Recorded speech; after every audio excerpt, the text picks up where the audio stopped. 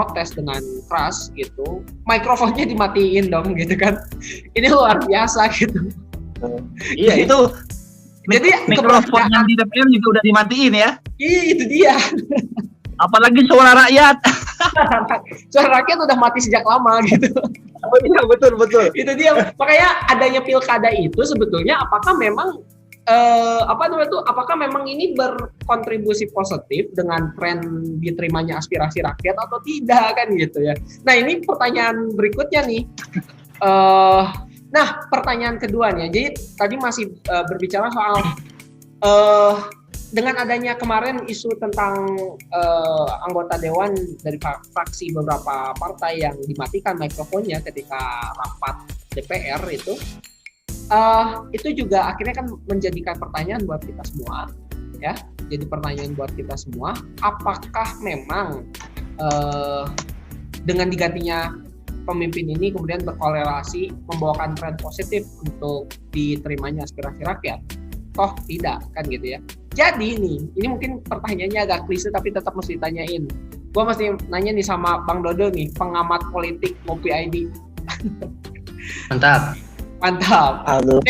Apa sih urgensinya buat rakyat pilkada ini? Ini bukan cuma pilkada di masa Covid ya, tapi sebetulnya pergantian. Mungkin maksud pertanyaannya adalah, gue ulangi, pergantian pemimpin itu tuh apa sih urgensinya? Gitu. Oh, baik Kang Lukman. Jadi menurut gue ya, berbicara mengenai pentingnya pilkada untuk rakyat gitu ya, tentang pergantian pemimpin. Nah, dalam kacamata demokrasi dan kenegaraan itu ada yang namanya hak memilih dan hak dipilih gitu. Nah, tadi dijelaskan juga gitu. Salah satu alasan kenapa sih pilkada ini tidak ditunda gitu. Nah, itu alasannya itu ada hak konstitusi gitu, hak memilih dan hak dipilih. Nah, seperti itu gitu. Nah, terkait pentingnya buat rakyat itu apa? Nah, pentingnya buat rakyat itu adalah rakyat memilih pemimpinnya gitu.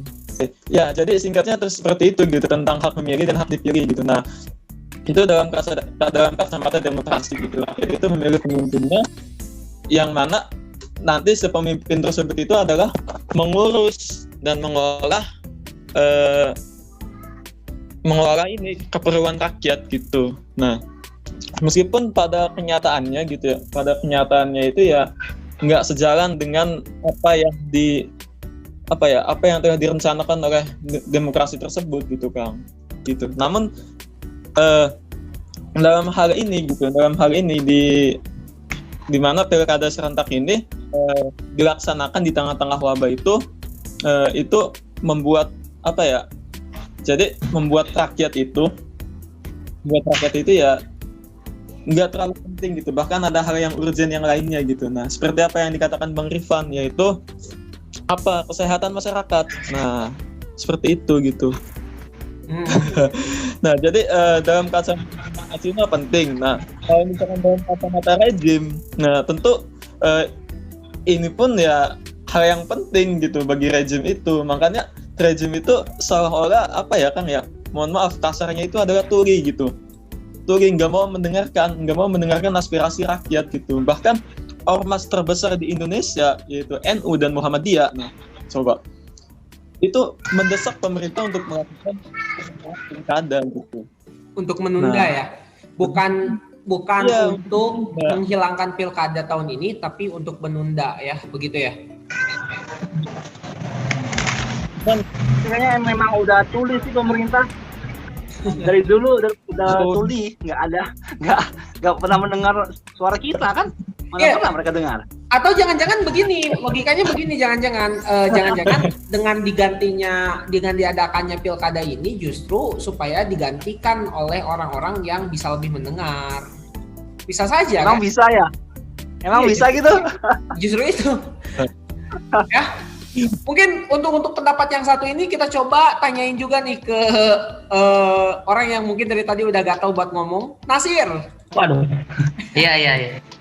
Ya jadi kalau Ana lihat ya, tadi juga sudah disinggung juga oleh Kang Dodo bahwa bahkan organisasi sebesar NU dan Muhammadiyah juga sudah minta untuk ditunda gitu kan Selain itu ya, jadi selain dari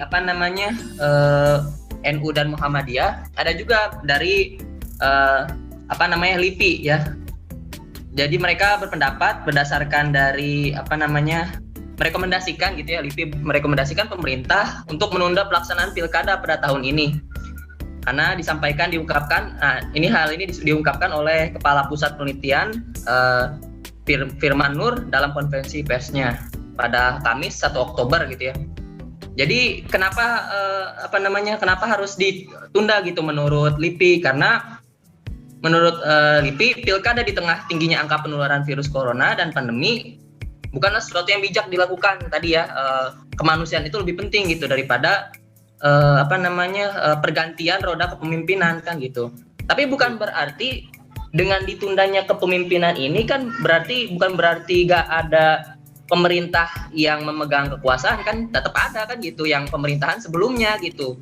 Cuman dengan kondisi yang darurat seperti ini tidak perlu segera diganti gitu, walaupun memang sudah jadwal misalkan ya. Yang penting tetap ada pemerintah yang bisa menjalankan regulasi gitu. Gak mesti selalu harus diganti baru jalan gitu. Seperti itu paling. Oke.